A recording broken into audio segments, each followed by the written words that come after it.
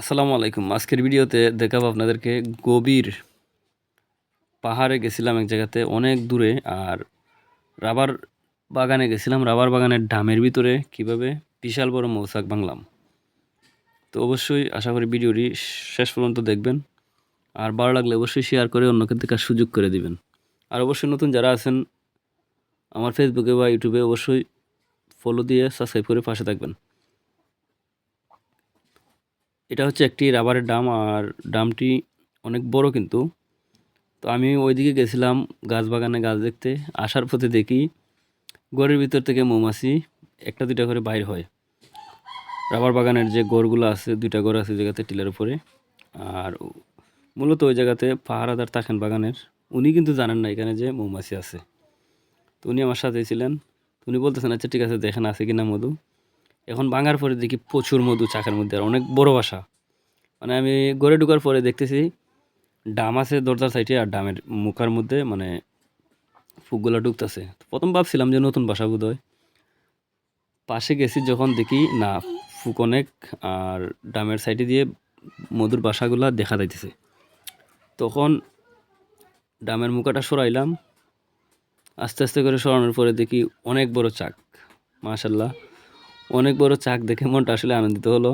আর অনেকগুলা মধুও এটার মধ্যে। তখন ভাঙলাম, প্রায় 4 কেজি মধু পাইছি এটার মধ্যে। তো অবশ্যই দেখবেন ভিডিওটি, আর কেমন হয়েছে জানাবেন কমেন্টে।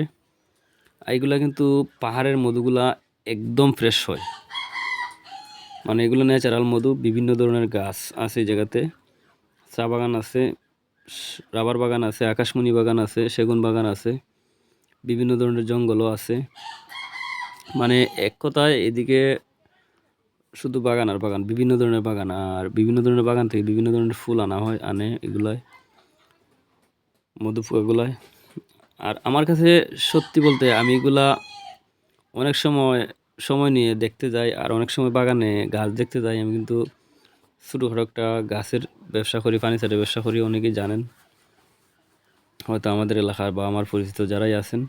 তো আজকে আসলে গেছিলাম এই জায়গাতে গাছ দেখতে। গাছ দেখে আসার পথে কিন্তু আমি এই মৌমাছিটা পাইছি। এদিন শুধু একটা টুকরা আনছিলাম, প্রথমে আনার পরে অনেকগুলা মধু। আমি দেখে অবাক কিন্তু, যে এত মধু এটার মধ্যে। আমার সাথে দুজন ছিলেন, ওনাদেরকে আমি দিছি যে আপনারা খান, আমিও খাই একটু। তারপরে কিন্তু বাকি মধুগুলা আমি ব্যাগের ভিতরে নিছি। তো অবশ্যই আপনাদের ভালো লাগলে ভিডিওটি শেয়ার করবেন। আর যারাই নতুন আছেন আমার চ্যানেলে বা ফেসবুকে, অবশ্যই পাশে থাকবেন। এরকম আরও নিত্য নতুন ভিডিও পেতে। আপনাদের ভালোবাসা পেলে হয়তো আমি আরও বহুদূর এগিয়ে যেতে পারবো ইনশাল্লাহ। আর অবশ্যই ভিডিওটি সবাইকে দেখার সুযোগ করে দিবেন।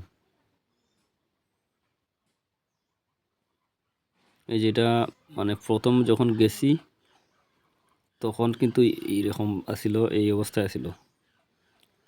আর ভাবলাম যে সম্পূর্ণ বাসাটা ভাঙার পরে দেখি কী পরিমাণ মধু পাওয়া যায়। আমাদের অঞ্চলে কিন্তু পাহাড়ি এলাকা, সব এলাকায় পাহাড়, আর বিভিন্ন জায়গাতে কিন্তু মৌমাছি পাওয়া যায়। অনেক সময় আমি ভাঙি, অনেক সময় ভিডিও করি, অনেক আপনাদেরকে দেখানোর জন্য।